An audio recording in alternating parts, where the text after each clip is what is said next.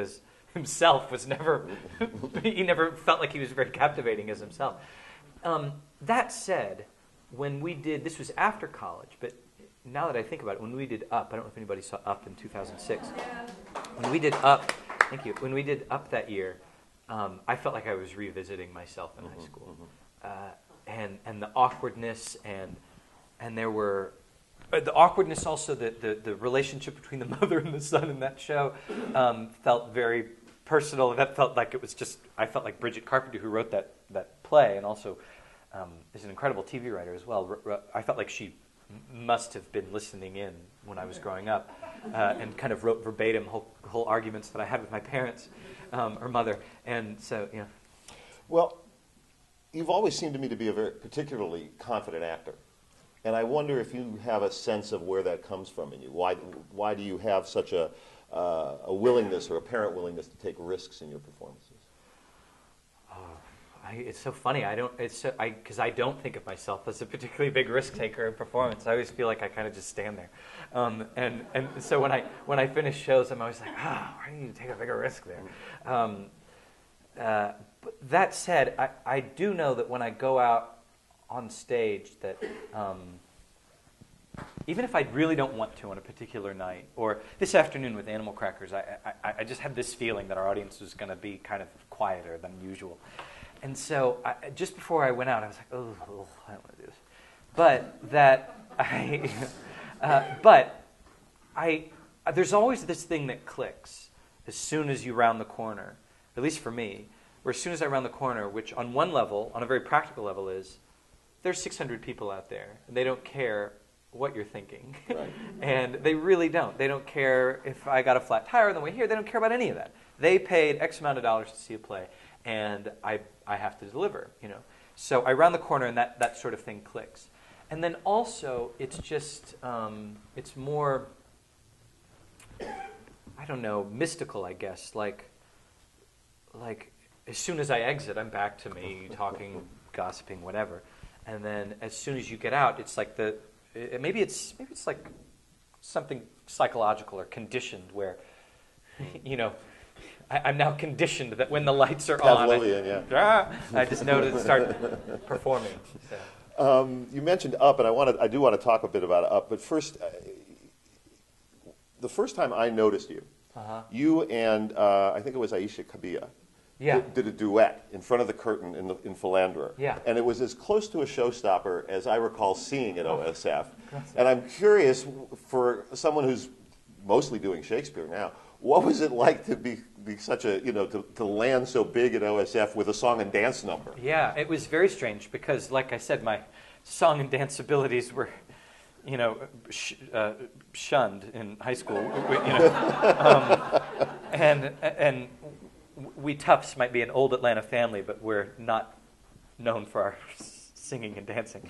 And so the thing that so it was the season prior. It was 2004. I was doing King Lear at that time, and I was playing King Lear.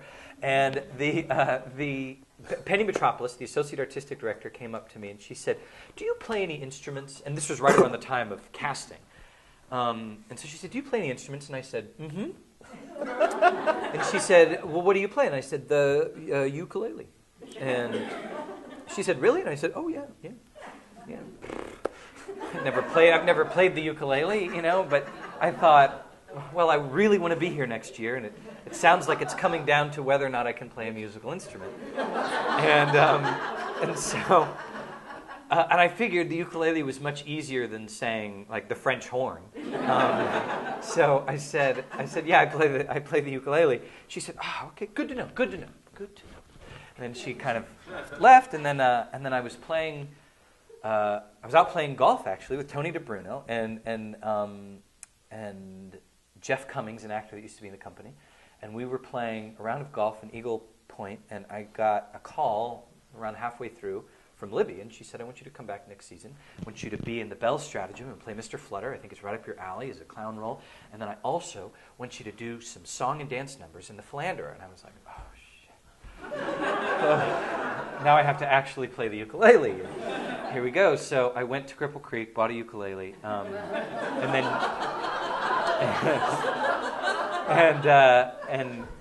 and then that off season, I was house sitting for Michael Hume, an actor in the company, and I spent the entire off season, going,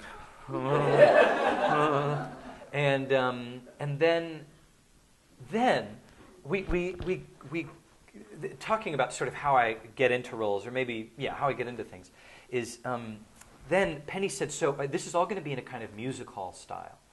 And I thought, I get that, like vaudeville is something I get and something that I've always loved. And so I thought, well, this is like British vaudeville. This would be perfect.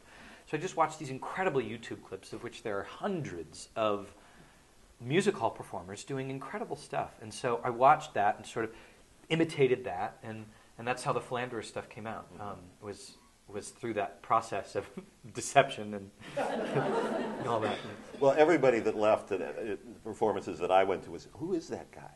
Who was that guy?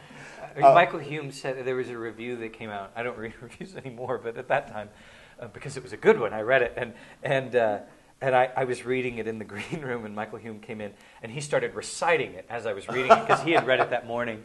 And I can't remember exactly what it said, but it was something like, he does something memorable in these moments. And Michael Hume said, if he said, don't let it go to your head. If you believe the good ones, you got to believe the bad ones too. And and then I got lots of bad reviews in the subsequent years, and so the advice hit home. So, Well, it was the next year that you had what I can only define as the juvenile lead in Up. Yeah. And it was a very interesting cast, I thought. You were in the cast. You met Chris Albright, your wife, and that was her first year here. But the rest of the cast included Richard Howard, Terry McMahon, Robin Goodwin Nordley, and Jonathan Topo. Yeah. A lot of experience. I mean, an incredible amount of experience in 4 actors. What was it like in rehearsal for you, being young and relatively new, and Chris being new, to have that kind of experience in the room and working on the production? I think Chris being new kind of absolved me from any nerves that I had, because I think I have a way when I sense somebody in a certain situation. I'm a fixer. I like to fix people's feelings and everything. So I sensed her feeling kind of like new, and oh my gosh, there are all these people, and I don't understand the schedule. So I sort of took it upon myself to be a kind of guide, and I guided her straight to my bedroom, and she bought it hook, line, and sinker. Sorry, I'm sorry. We're sending that part of the tape to her, by the way. Yeah, please do. No, but telling her what you said. Yeah, please do, Doug. What's that? It'll be part of the trailer. Yeah. So I didn't go through that feeling of going, oh my gosh, there are all these actors. Plus, Richard Howard was kind of a mentor in a way because of Penny, and John Topo he and I got along so well. We're just kind of like pals. So in that way, it allowed us to kind of welcome Chris into the group, as opposed to me feeling like, oh my gosh, there are all these actors. Yeah. So after Up, beginning in 2007. Your workload, your visibility at the festival increased dramatically, if I can use that word. You played Romeo in R&J. You were Ferdinand in The Tempest, Yasha in The Cherry Orchard. Yeah. The next year you played Puck in what I can only call the rave version of Midsummer Night's Dream.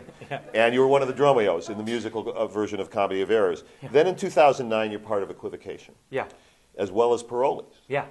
So before we get into Equivocation, which I want to do, what was your perspective on this at that point? Did you feel like, boy, I'm really hitting my stride in my career? Was it business as usual? Did you feel that it was a bit heady or overwhelming? I felt overwhelmed during Romeo and Juliet rehearsals, but not because of playing Romeo, more because of the nature of the schedule of being in Cherry Orchard and then rehearsing 2 outdoor shows. Mm-hmm. And rehearsing both of those outdoor shows at the same time and playing very similar young lovers, both kind of in their head or in the clouds, young lovers, I got kind of overwhelmed because I was like, why did they cast the same person to play Romeo and Ferdinand? It just seems strange to me. So I was struggling a lot with that.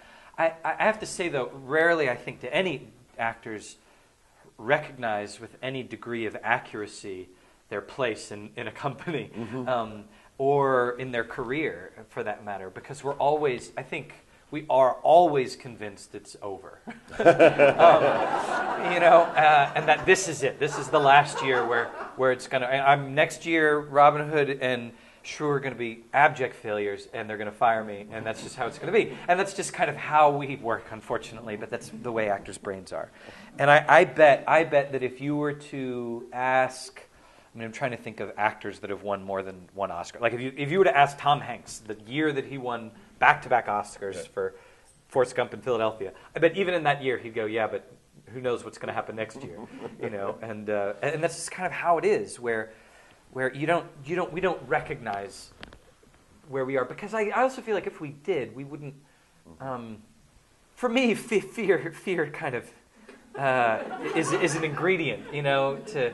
Fear can be weirdly inspiring. Yeah. Oh, yeah. It's true. I think if you're, I remember Joe Hodge would say this during Henry rehearsals. He would say, if you're not scared shitless before you go out of there, before you go out on the stage, to the whole cast, not just to me, to the whole cast. Oh, God. He would say, if you're not scared shitless, then we're not doing our jobs, because this